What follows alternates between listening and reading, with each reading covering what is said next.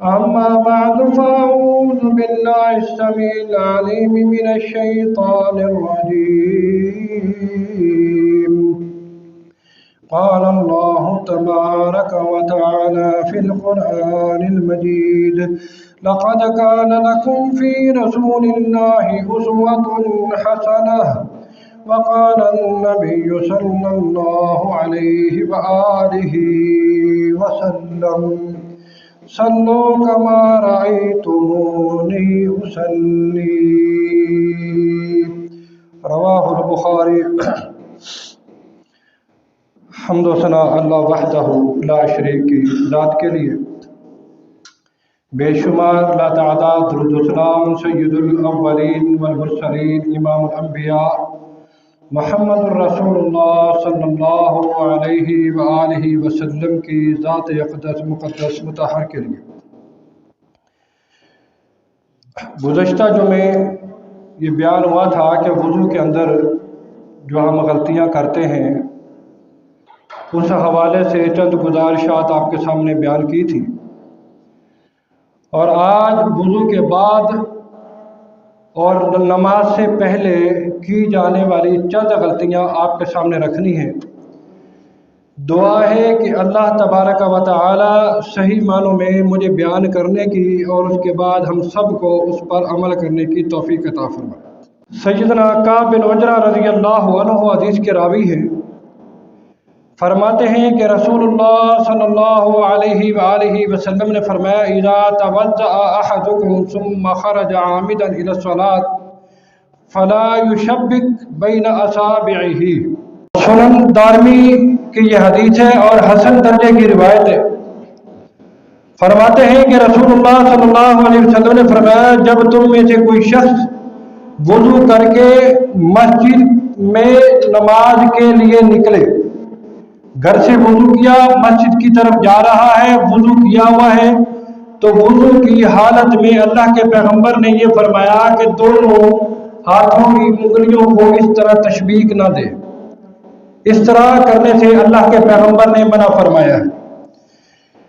گزشتہ جمعے حدیث بیان ہوئی کہ وضو کے دوران وضو کرتے ہوئے بھی بعض لوگ اس طرح کرتے ہیں یہاں تک پانی پہنچانے کے لیے، حالانکہ طریقہ خلال کا یہ ہے تو وہ میں نے بتایا تھا وضاحت کے ساتھ. تو یہ وضو کے بعد بھی اس طرح کرنے سے اللہ کے پیغمبر نے منع فرمایا ہے. سنن دارمی کے اندر حسن درجے کی یہ حدیث موجود ہے. اسی طرح صحیح بخاری میں ایک حدیث ہے کہ رسول اللہ صلی اللہ علیہ وسلم کے متعلق سیدنا عبداللہ بن عمر یا عبداللہ بن عمر، ان دونوں میں سے کوئی ایک عبداللہ بیان کرتے ہیں: شبک النبی صلی اللہ علیہ وسلم اصابعہ. فرماتے ہیں کہ اللہ کے پیغمبر نے اس طرح ہاتھوں کی انگلیوں میں تشبیک دی. معلوم کیا ہوا کہ آپ کبھی کبھار کوئی مسئلہ ہے تو کر سکتے ہو، ورنہ ایک عادت بن جاتی ہے اس طرح انگلیاں ڈال کے اس کے کڑاکے نکالتے ہیں، تو یہ عادت اچھی نہیں ہے. بسا اوقات اگر ہے تو کر سکتے ہو مجبوری کے تحت، ورنہ نہیں. ایک جواز کی حد تک ہے اور زیادہ اس طرح کرنے سے منع کر دیا گیا. اور کچھ لوگ جب گھر سے نماز کے لیے آتے ہیں، ان کو جب گلی میں ہے پتہ چلتا کہ تکبیر ہو رہی ہے، وہ جلدی کرتے بھاگ کر جماعت کے ساتھ ملنے کی کوشش کرتے ہیں. تو جب اللہ کے رسول صلی اللہ علیہ وسلم نے کچھ لوگوں کو اس طرح کرتے ہوئے دیکھا تو آپ صلی اللہ علیہ وسلم نے فرمایا: اذا نودی بالصلاۃ فأتوها وانتم تمشون وعلیکم السکینہ. جب تمہیں نماز کے لیے بلایا جائے، نماز کی طرف تم آتے ہو تو آرام سے چلتے ہوئے آؤ، دوڑ کر نہ آؤ، سکینت کے ساتھ، سکون کے ساتھ، آرام کے ساتھ چلتے ہوئے آؤ. فما ادرکتم فصلوا وما فاتکم فاتموا. فرمایا کہ جو نماز کا حصہ تمہیں مل جائے وہ امام کے ساتھ پڑھ لو، جو رہ جائے وہ بعد میں پوری کر. اس طرح بھاگ کر نماز میں ملنے کا کوئی فائدہ نہیں ہے، اللہ کے رسول نے اسے منع فرمایا. صحیح مسلم کی یہ حدیث ہے. اسی طرح اللہ کے رسول صلی اللہ علیہ وآلہ وسلم نے ایک اور مقام پہ فرمایا فلا تفعلوا، تم ایسا نہ کرو اذا آتیتم الصلاۃ فعلیکم السکینہ، جب تم نماز پڑھنے آتے ہو وقار اور سکینت کے ساتھ آیا کرو. فما ادرکتم فصلوا وما سبقکم فاتموا، جو تمہیں مل جائے اس کو پڑھ لو، جو رہ جائے اس کو بعد میں پورا کر لو. اگلی حدیث ہے کہ رسول اللہ صلی اللہ علیہ وآلہ وسلم کا فرمان، ذرا غور سے سنیے گا. یہ کوتاہی ہمارے پاکستان کے مسلمانوں کے اندر بہت زیادہ ہے. اللہ کے رسول صلی اللہ علیہ وسلم نے فرمایا اذا اقیمت الصلاۃ فلا صلاۃ الا المکتوبہ. فرمایا جب جماعت کھڑی ہو جائے، اقامت کہہ دی جائے فرض نماز کی، تو کوئی اور نماز پیچھے نہیں ہوتی سوائے وہ فرض نماز کے جو جماعت کھڑی ہوئی ہے. یعنی آپ جماعت سے مل جاؤ. جو پیچھے کھڑے ہو کر سنتیں پڑھنی، بھلے وہ فجر کی ہو، ظہر کی ہو، عصر کی ہو، مغرب کی ہو یا عشاء کی ہو، جب جماعت کھڑی ہو گئی تو آپ پیچھے کھڑے ہو کر سنتیں نہیں پڑھ سکتے، کوئی نوافل ادا نہیں کر سکتے. اللہ کے پیغمبر صلی اللہ علیہ وسلم نے اس سے منع فرما دیا. بلکہ فجر کی نماز کے متعلق سیدنا عبداللہ بن مالک فرماتے ہیں کہ رسول اللہ صلی اللہ علیہ وسلم نے ایک آدمی کو دیکھا کہ وہ نماز کی اقامت کے بعد فجر کی 2 رکعتیں پڑھ رہا تھا. جب رسول اللہ صلی اللہ علیہ وسلم نماز سے فارغ ہوئے تو لوگوں نے اس آدمی کو گھیر لیا اور آپ صلی اللہ علیہ وسلم نے اس سے فرمایا الصبح اربعا، سوالیہ انداز میں، کیا فجر کے فرض 4 بھی؟ جب اقامت ہو گئی کوئی اور نماز تو ہوتی نہیں سوائے فرض کے، ہم بھی فرض پڑھ رہے تو آپ پیچھے کیا فرض پڑھ رہے تھے؟ اور پھر ہمارے ساتھ جب مل گئے تو وہ بھی آپ نے فرض پڑھے، تو کیا فرض 4 ہے؟ 4 رکعت ہے فجر کی، یعنی فرض 4 ہے، سنتیں تو ہیں یہ. تو اللہ کے پیغمبر کا یہ پوچھنا اس سے ثابت یہ ہوتا ہے کہ جب جماعت کھڑی ہو جائے تو جماعت کی موجودگی میں نوافل یا سنتیں ادا کرنا یہ صحیح نہیں ہے. اللہ کے پیغمبر نے اس سے منع فرمایا. بلکہ وہ نماز ہوتی ہی نہیں. اللہ کے پیغمبر نے کیا فرمایا؟ وہ نماز نہیں سوائے فرض کے، یعنی وہ جو جماعت کھڑی ہے وہی نماز ہوگی، جو پیچھے آپ پڑھو گے وہ نماز شمار نہیں ہوگی. حال بتا یہاں پر یہ سوال پیدا ہوتا ہے کہ وہ آنے والا سنتیں کب پڑھے؟ تو ایک سیدنا ثوبان رضی اللہ عنہ صحابی رسول ہے، ان کا ایک واقعہ ملتا ہے کہ وہ فجر کی نماز پڑھنے کے بعد 2 رکعت نماز اور پڑھ رہے تھے. تو اللہ کے پیغمبر صلی اللہ علیہ وسلم نے اس سے پوچھا کہ آپ نے ہمارے ساتھ نماز نہیں پڑھی؟ یہ جماعت میں آپ نے نماز پڑھی؟ اس صحابی نے کہا کہ اللہ کے رسول، میری جو پہلے 2 سنتیں تھی وہ رہ گئی تھی، وہ میں نے ابھی پڑھی ہے. تو اللہ کے پیغمبر خاموش ہو گئے. تو اس سے کیا معلوم ہوتا ہے کہ وہ بعد میں پڑھی جا سکتی ہے. اگر بعد میں منع ہوتی تو اللہ کے پیغمبر فرما دیتے کہ آپ پیچھے کھڑے ہو کر پڑھ لیتے، بعد میں کیوں پڑھی؟ تو آپ صلی اللہ علیہ وسلم کا خاموش ہونا اس بات پر دلالت کرتا ہے کہ بعد میں پڑھنا رخصت ہے، پڑھ سکتے ہو. حال بات ہے ایک اور روایت کے ثبوت کے مطابق کہ اگر آپ بیٹھ جاتے ہو اور بیٹھے رہتے ہو، جب سورج نکل جاتا ہے، اشراق کا وقت ہو جاتا ہے، اس وقت پڑھنا چاہو تو اس وقت بھی پڑھ سکتے ہو. لیکن جب بعد میں رخصت ہے تو آپ اسی وقت ہی پڑھ لو. اگر وقت ہے بیٹھ سکتے ہو تو سورج نکلنے کے بعد بھی پڑھ سکتے ہو. تو اس کے بعد جب آپ نماز کے لیے جماعت کے ساتھ نماز پڑھنے کے لیے مسجد میں آ گئے تو صفیں بنانے کا معاملہ ہے. آج ہمارے یہاں معاشرے کے اندر کیا ہوتا ہے؟ آپ دیکھیں زیادہ تر مساجد کے اندر یہی چیز ہے کہ جناب ہم پاؤں کے ساتھ پاؤں اور کندھے سے کندھا ملا کر نہیں کھڑے ہوتے. یہ بہت بڑی غلطی ہے. اللہ کے پیغمبر صلی اللہ علیہ وسلم کی تعلیمات ہمارے لیے بالکل واضح ہے، کسی قسم کا شک شبہ ہی نہیں. اور سب سے بہترین نمونہ پیارے نبی صلی اللہ علیہ وآلہ وسلم کی زندگی ہمارے لیے ہے. آپ صلی اللہ علیہ وسلم کی زندگی، آپ صلی اللہ علیہ وسلم کا طریقہ، آپ کا زندگی گزارنا، آپ کا نماز پڑھنا، نوافل پڑھنا، سارے معاملات میں اللہ کے پیغمبر کیا جو طریقہ ہے وہ ہمارے لیے بہترین نمونہ ہے. تو رسول اللہ صلی اللہ علیہ وسلم نے کیا فرمایا؟ فرمایا سووا صفوفکم فإن تسویۃ الصفوف من اقامت الصلاۃ. صحیح بخاری صحیح مسلم کی حدیث ہے. سیدنا انس رضی اللہ عنہ حدیث کے راوی ہے، فرماتے ہیں کہ اللہ کے پیغمبر نے فرمایا صفوں کو درست کرو सफ़ों को बराबर करो। मिन इकामत सलात, ये नमाज की इकामत में से है। नमाज तब ही कायम होगी, तभी इकामत होगी, तभी वो मुकम्मल होगी जब सफ़े मुकम्मल होगी, जब सफ़े सीधी नहीं है, बराबर नहीं है, आगे पीछे है, या पाँव के साथ पाँव, कंधे के साथ कंधा नहीं मिला हुआ, तो अल्लाह के पैगंबर ने फरमाया वो सफ़ नहीं है, तो यूँ समझो नमाज ही नहीं। और नमाज का मुकम्मल होना इकामत सफ़ के साथ है। जब सफ़ कायम सही तरह से हो जाएगी तो नमाज भी दुरुस्त हो जाएगी। सैयदना जाबिर बिन समरा रज़ियल्लाहु अन्हु फरमाते हैं कि रसूलुल्लाह सल्लल्लाहु अलैहि वसल्लम ने फरमाया तसुफ़ून कमा तसुफ़ुल मलाइका, कि तुम सफ़े उस तरह बनाया करो जिस तरह फरिश्ते सफ़े बनाते हैं। सहाबा ने सवाल किया, अल्लाह के रसूल सल्लल्लाहु अलैहि वसल्लम, फरिश्ते अपने रब की बारगाह में जब खड़े होते हैं तो किस तरह सफ़े बनाते हैं? तो अल्लाह के पैगंबर सल्लल्लाहु अलैहि वसल्लम ने फरमाया युतिम्मून सुफूफल अव्वल व यतरासून फिस्सफ, फरमाया कि वो पहली सफ़ को मुकम्मल करते हैं और फिर उसके बाद दूसरी सफ़ को मुकम्मल करते हैं। यतरासून का माना होता है मिला देना। जिस तरह ईंटों को हम एक दूसरे के साथ मिलाकर दीवार बनाने के लिए जोड़ते हैं, फरमाया इस तरह मिलकर खड़े होना, कंधे के साथ कंधा मिलाकर खड़े होना। बल्कि दूसरी हदीस के अल्फाज बिल्कुल वाज़ेह है कि अल्लाह के पैगंबर सल्लल्लाहु अलैहि वसल्लम ने फरमाया, सैयदना अबू मसूद अंसारी रज़ियल्लाहु अन्हु हदीस के रावी हैं, फरमाते हैं कान रसूलुल्लाह सल्लल्लाहु अलैहि वसल्लम यमसहु मनाकिबहा फी सलात व यक़ूलु इस्तवू वला तख्तलिफू फतख्तलिफ कुलूबुकुम, क़ाल अबू मसूद फअंतुमुल यौम अशद्दु इख्तिलाफन। फरमाते हैं कि अल्लाह के रसूल सल्लल्लाहु अलैहि वसल्लम हमारी सफ़ों को इस तरह सीधा किया करते, हमारे कंधों को छूते और कंधे के बराबर कंधा करते। इसका मतलब ये नहीं कि अगर छोटे कद का कोई है तो उसका कंधा बड़े कद वाले के बराबर हो, मतलब ये कि सीध में सीधा हो।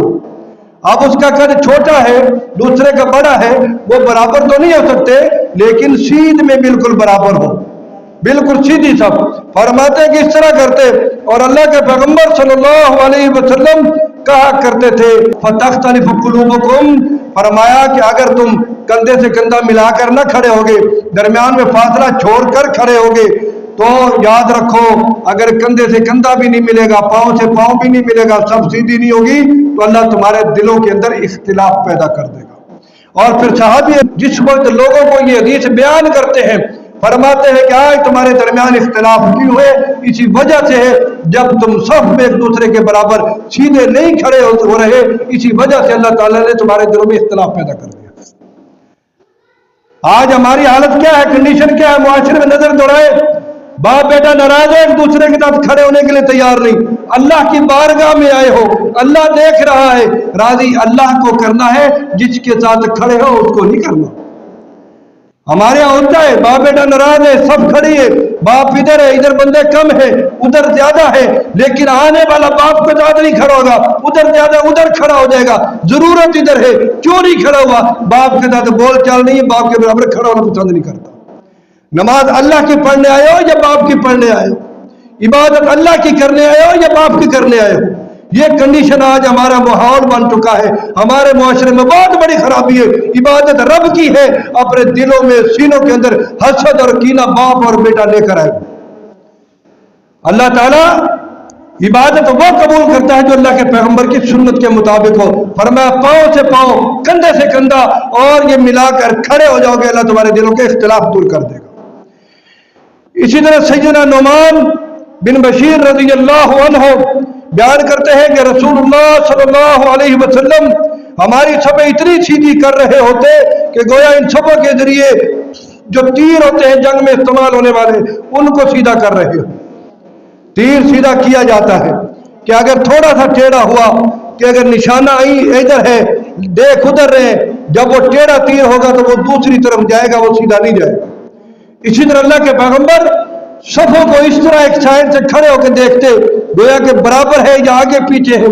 अगर कोई शख्स आगे पीछे होता तो उसको हाथ लगाकर उसके बराबर कर दिया करते। तो ये अल्लाह के पैगंबर सल्लल्लाहु अलैहि वसल्लम का तरीका है। फरमाते हैं हत्ता के آپ صلی اللہ علیہ وسلم نے دیکھا، ہم یہ بات سمجھ گئے، پھر آپ صلی اللہ علیہ وسلم ایک دن تشریف لائے اور قریب تھا کہ نماز کے لیے تکبیر کہہ دے، اچانک آپ کی نظر مبارک ایک ایسے شخص پر پڑی جو سب سے اپنے سینے کو باہر نکالے ہوئے تھا، یعنی تھوڑا آگے تھا۔ تو آپ صلی اللہ علیہ وسلم نے فرمایا، اللہ کے بندو تم ضرور اپنی صفوں کو درست کر لو گے، ورنہ اللہ تعالیٰ تمہارے چہروں میں اختلاف یعنی دشمنی پیدا کر دے۔ اس سے معلوم یہ ہوتا ہے کہ ہماری صفیں سیدھی ہوں گی، برابر ہوں گی اللہ کی رضا کے لیے، تو اللہ ہمارے اختلاف بھی ختم کر دے۔ چھوٹی چھوٹی بات کو انا بنا کر اختلاف کرنا اچھی بات نہیں ہے، بلکہ صفوں کو سیدھا کرو، اللہ تمہارے دلوں کی صفوں کو بھی سیدھا کر دے گا۔ اسی طرح اس کے بعد خوبصورت لباس کا ہونا، نماز کے لیے صاف ستھرا لباس، پاکیزہ لباس، یہ نہیں کہ وہ کیچڑ سے بھرا ہوا ہے۔ ہم یہاں کسی آفس میں جانا ہو، دفتر میں جانا ہو، کسی اسمبلی ممبر کے پاس جانا ہو ملاقات کے لیے، نیا کپڑا کاٹن کا سوٹ پہن کر جائیں گے، نماز کے لیے آئیں گے وہی میلے کچیلے، جناب گوبر لگا ہوا، پیشاب جانوروں کا لگا ہوا، اسی کنڈیشن میں آئیں گے، اور آ کر جناب نماز پڑھی اور ساتھ والے کو بھی پریشانی، سمیل آ رہی ہوتی ہے، اتنی پریشانی، کوئی ساتھ کھڑا ہونے کو تیار نہیں ہوتا، اسی کنڈیشن میں آئیں گے۔ لیکن جب کسی کے پاس جانا ہوگا، دفتر میں جانا ہوگا، ڈاک خانے جانا ہوگا، بینک جانا ہوگا، ہم کیا کہیں گے؟ یار لوگ یہ نہ کہیں کہ اس کے پاس کپڑے، تو جس رب کی بارگاہ میں آئے ہو، جس نے وہ کپڑے دیے اس کے لیے تو پہنو اللہ کے بندو۔ کئی لوگ جمعے والے دن بھی غسل بھی نہیں کرتے، نہاتے بھی نہیں، انہی میلے کچیلے کپڑوں میں آتے، تو اللہ کے بندو جس رب کی عبادت کر رہے ہو، جس نے وہ دیا ہے، اس کے لیے تو صاف ستھرا لباس پہنو۔ یہاں تو تھوڑی دیر کے لیے یا پوری زندگی کے لیے شرمندگی ہوگی، اگر ناپاک لباس ہے، پاک لباس نہیں ہے، صاف ستھرا نہیں ہے، تو یقین جانو کہ وہ ہماری نماز ہی نہیں۔ جب پاکیزگی نہیں ہے، طہارت ہی نہیں ہے، تو نماز ہی نہیں۔ تو اللہ رب العالمین نے کیا فرمایا؟ آدم کی اولاد، نماز کے وقت زینت اختیار کرو، لباس اختیار کرو۔ اس کا شان نزول میں آپ کو بتا دوں کہ مشرکین مکہ جو ہیں وہ بے لباس ہو کر بیت اللہ کا طواف کیا کرتے تھے، بے لباس، لباس نہیں پہنتے تھے، ایسے ہی جو ان کی کنڈیشن تھی اسی حالت میں۔ تو اللہ تعالیٰ نے یہ حکم مسلمانوں کے لیے نازل کر دیا کہ تم ان کی طرح نہیں کرنا، زینت اختیار کرو، لباس پہن کے جاؤ، خوبصورت ہو کر جاؤ۔ اب سوال لوگوں کے ذہنوں میں یہ بھی آ سکتا ہے کہ دیکھو جی، ہم لوگوں کے سامنے جاتے ہیں، سر پہ کپڑا ٹوپی سب کچھ ہوتا ہے، تو اللہ کی بارگاہ میں بھی یہ ہے تو اچھا لباس نہیں۔ اللہ نے کہا میرے گھر میں جب آنا ہے تو ننگے سر، شلوار قمیض بھی نہیں، ایک چادر بندھی ہوئی، دوسری چادر اس طرح، عمرہ کے لیے حرام۔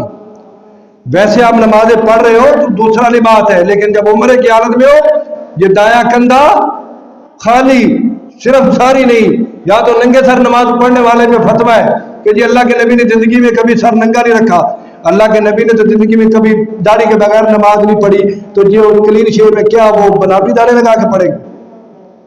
جب ٹوپی دوسری آ سکتی ہے تو پھر داڑھی بھی پلاسٹک کی لے کے رکھو، وہ لگا کے پڑھو۔ اگر ننگے سر نماز نہیں ہے تو پھر داڑھی کے بغیر بھی نماز نہیں ہے، کہ اللہ کے پیغمبر نے تو ایک بال بھی اتارنا مناسب نہیں سمجھا۔ ننگے سر والے تو کئی واقعات موجود ہیں۔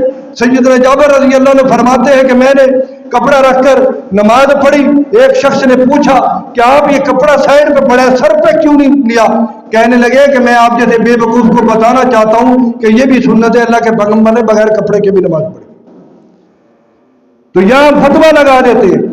اگر یہ برا ہوتا، ننگے سر رہنا برا ہوتا، تو اللہ تعالیٰ حج اور عمرے کا یہ رکن نہ بناتا کہ تم ننگے سر خانہ کعبہ میں آ کر عمرہ کرو، بلکہ سلا ہوا کپڑا پہننے سے منع، صرف چادر، یہ حرام کا لباس ہے۔ تو اللہ کے پیغمبر صلی اللہ علیہ وآلہ وسلم کی امت کو جو حکم اللہ تعالیٰ نے دیا ہے وہ کیا ہے کہ زینت کو اختیار کرو نماز کے لیے، یعنی لباس پہن کر آؤ۔ اسی طرح سترے کے بغیر نماز، ہم کیا کرتے ہیں جی، نماز ختم ہوئی ادھر کھڑے ہو گئے، اگلا بھلے بیٹھا ہے، گزرنا ہو پریشانی ہوتی نہیں، کسی پلر کے سامنے، دیوار کے سامنے کھڑے ہو، سامنے گزرنے والے کو پریشانی نہ ہو، ایک بندہ آگے بیٹھا ہے، تم سائڈ پہ ہو جاؤ، کوشش کرو کہ اگلی صف میں آ کر آگے ہو جاؤ، سامنے سترا ہو کہ اگر کوئی بندہ گزر بھی جائے تو پریشانی نہ ہو، اس کو بھی گناہ نہ ہو اور آپ کی نماز میں بھی خلل نہ آئے۔ اسی طرح نقش و نگار، سامنے اگر کوئی نقش و نگار ہے، بناوٹ پھول وغیرہ ہے، کوئی اس طرح کے نقشے بنے ہوئے، تو وہاں پر بھی نماز سے گریز کرنا چاہیے۔ میں فتویٰ نہیں لگا رہا کہ نماز نہیں ہوتی، اللہ کے پیغمبر صلی اللہ علیہ وآلہ وسلم کا عمل آپ کو بتاؤں کہ نبی کریم صلی اللہ علیہ وسلم کو ایک صحابی نے ایک چادر دی، وہ یمن کے علاقے سے بنی ہوئی چادر لے کر ہے، جیسے آج کل ہمارے یہاں مشہور ہے جی فلاں علاقے کا کپڑا بہت اچھا ہے، فلاں کا جناب وہ لاچا بہت اچھا ہے، فلاں کی شال بہت اچھی ہے۔ اسی طرح سے یمن کے علاقے کی جو ہے نا اس وقت یمنی چادریں مشہور ہوا کرتی تھی، تو ایک صحابی لے کر آئے، انہوں نے اللہ کے پیغمبر کو تحفہ دے دیا، نبی علیہ السلام نے اس چادر کو اوپر اوڑھ کر نماز پڑھی۔ اب نماز میں توجہ ادھر ادھر ہوئی، جیسے رکوع میں گئے یا نماز کے بعد اللہ کے پیغمبر صلی اللہ علیہ وآلہ وسلم نے کیا کیا؟ فرمایا کہ اس چادر کو ابو جہم کے پاس لے جاؤ، اس سے میرے لیے بغیر نقش نگار والی چادر لے کر، جس نے تحفہ دی تھی نا اس کے پاس لے جاؤ، اس کو دے کر آ جاؤ اور اس کو کہو کہ یہ مجھے نہیں چاہیے، بلکہ جو سادہ چادر ہے نا وہ مجھے دے دو جس کے اوپر کوئی نقش و نگار نہ بنے ہو، یہ مجھے نماز سے غافل کرتی ہے۔ تو یہ سنت ہے، سادہ کپڑا ہو، سادہ لباس ہو، نقش و نگار نہ ہو۔ ہاں خواتین کی تو مجبوری ہے، ان کے لیے وہ ہوتے ہیں، لیکن مرد حضرات اس طرح کا جو نقش نگار وغیرہ اس سے گریز کریں، بلکہ ہوتے ہی سادہ ہے ہمارے لیے، الحمدللہ یہ اللہ کا شکر ہے۔ تو بتانے کا مقصد یہ ہے کہ اللہ کے پیغمبر صلی اللہ علیہ وسلم نے اس چیز کو ناپسند کیا، لہذا کوئی ایسی جگہ جہاں پر آپ دیکھتے ہو مسجدوں میں بھی سامنے شیشے اور نقش و نگار اس طرح کے کیے جاتے ہیں، کوشش کریں کہ اس سے سائڈ پر ہو کر نماز پڑھے تاکہ آپ کی نظر ادھر توجہ نہ ہو جو نماز کے دوران نماز خراب نہ ہو۔ دعا ہے کہ اللہ تعالیٰ میں صحیح معنوں میں سمجھنے کی، عمل کی توفیق عطا فرمائے۔ اگلے جمعے انشاءاللہ نماز کے دوران والی جو غلطی ہے ان کا سلسلہ شروع کریں گے، وہ پھر جتنے خطبے بھی چلے گا تاکہ ہر بندہ اپنی اصلاح کر لے، وقت پر آئے تاکہ ہم ان کو سن کر ان کو سمجھنے کی کوشش کریں۔ اگر 2-4 منٹ خطبہ لیٹ بھی ہو جاتا ہے ان مسائل کی وجہ سے تو ان کو برداشت بھی کریں، یہ نہیں ہوتا کہ یہ ٹائم فکس ہے، 1:45 سے 1:30 بجے تک ٹائم ہوتا تھا، اگر اب 1:10 سے شروع ہو کر 40 تک چلا جاتا ہے تو بڑی بات نہیں، صرف آدھا گھنٹہ ہے، 1.25 گھنٹے سے اگر آدھے گھنٹے کا خطبہ ہو رہا ہے تو کوئی بڑا نہیں ہے، اور وہ ٹائم تو ایک رسمی طور پہ لکھا ہوتا ہے، لیکن اب دیکھا کہ بندے آ رہے ہیں، وضو کر رہے ہیں، وہ کر رہے ہیں، تو اس وجہ سے مجبوری بھی ہوتی ہے اور اس بات کو پورا کرنا بھی مجبوری ہوتی ہے، 10-15 منٹ کے اندر بات پوری نہیں ہوتی، اس لیے اگر 2-4 منٹ اوپر ہوتا ہے تو اس کو خاموشی سے سن لیں۔ اور یہاں کوئی سرکاری ملازم نہیں ہے جس نے اس کے بعد دفتر میں جانا ہو، ڈیوٹی پہ جانا ہو یا کوئی ہے، ہاں اگر کوئی مجبوری ہوتی ہے وہ پہلے بول دے بھئی میں یہ ٹائم سیٹ کر کے آیا ہوں، شادی میں، نکاح میں، کہیں بھی جانا ہے، تو اس حساب سے ہم تھوڑا جلدی بھی کر لیا کریں گے، لیکن سارے بندے نماز کا ٹائم ذہن میں 1:30 بجے کا ہی رکھ کر آیا کرو، بس اوقات کسی مجبوری سے جلدی جماعت کھڑی کرنی بھی پڑ سکتی ہے تاکہ ان کا جمعہ رہ نہ جائے، وہ 40 منٹ کا ذہن میں نہ رکھے۔ دعا ہے کہ اللہ تعالیٰ میں عمل کی سمجھ کی توفیق عطا فرمائے۔ سبحان ربک رب العزت عما یصفون وسلام علی المرسلین والحمد للہ رب العالمین۔